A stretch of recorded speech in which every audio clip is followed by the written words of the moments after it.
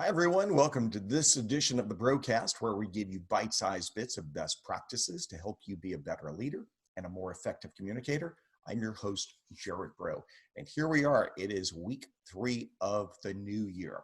And earlier in the videos this year, we talked about helping you not make resolutions, which represent stop, start, stop, restart, but to create consistency and continuity in all that you do this year. And this year, we're focusing on the 5 steps to effective crisis communications with the idea that you set a pathway that keeps you going on good, effective crisis communications with the idea of protecting revenue, reputation, and brand. So in step 2 of effective crisis communications, the goal is to write a good crisis communications plan and to set a pathway to continuously improve that crisis communications plan. A crisis communications plan, in my humble opinion, should be a document that anyone can read, follow, and execute during a crisis event. As soon as a situation begins to emerge on the horizon, teams should grab that plan, start gathering information, and discussing that information with your internal teams. The first part of a good crisis communications plan gathers information and assembles an internal team. You see, just because you reach for the crisis communications plan doesn't mean that you're going to issue a statement or hold a news conference. What it does mean is that you're going to make decisions as to whether or not this event, whether this situation will arise to a significant enough crisis that you need to communicate with the media, with your employees, with your customers, with your community, with your stakeholders, and with social media audiences. Think of a good crisis communications plan as being so thorough that nothing is forgotten and nothing falls through the cracks, yet so simple that anyone who can read can execute. That is a tall order, and it doesn't come easy. The first time I ever drafted my crisis communications plan, the first one I ever wrote, took me 3 months, at least 40 hours a week, working on nothing but that. And when I finished at the end of 90 days, know what I did? I tore the whole thing apart because it wasn't good enough. It wasn't simple enough. Things would fall through the cracks. Draft 2 took another 90 days, and draft 3 took 90 days more. That's how important it was to me. Now, since then, since the very first plan created in 1996, it's a long time ago, it has been a plan that I consistently improve.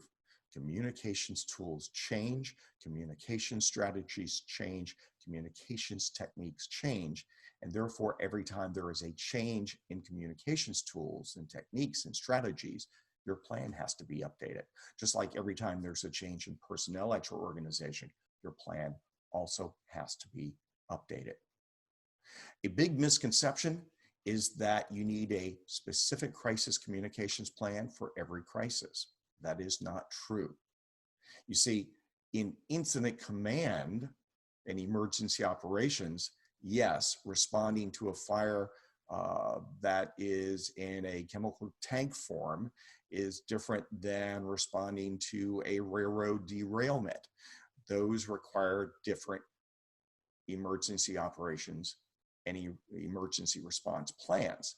Different disasters require different plans. If you're in business continuity, different events require different plans.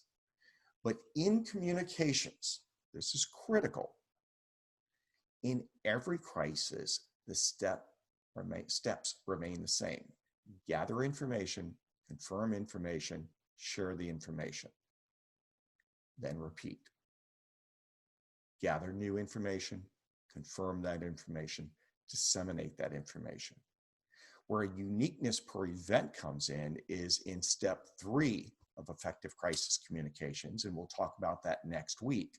But step 3 is when you write a pre-written news release for each of those events. That is where the uniqueness comes in, not in the crisis communications plan.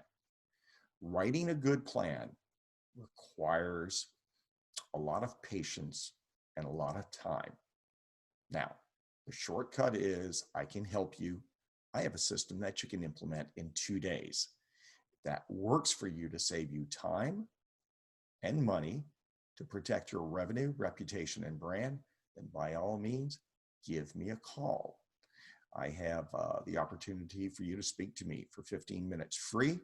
We'll include those links down below so that you can just go to the calendar, pick a time that works for both of us, and we will have a nice little chat by phone.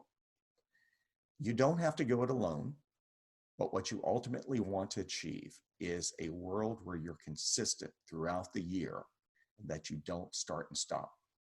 Next week, we will look at news releases. The week after that, we will look at media training. And the week after that, we will look at crisis communications drills. Hopefully, you have no crises this year.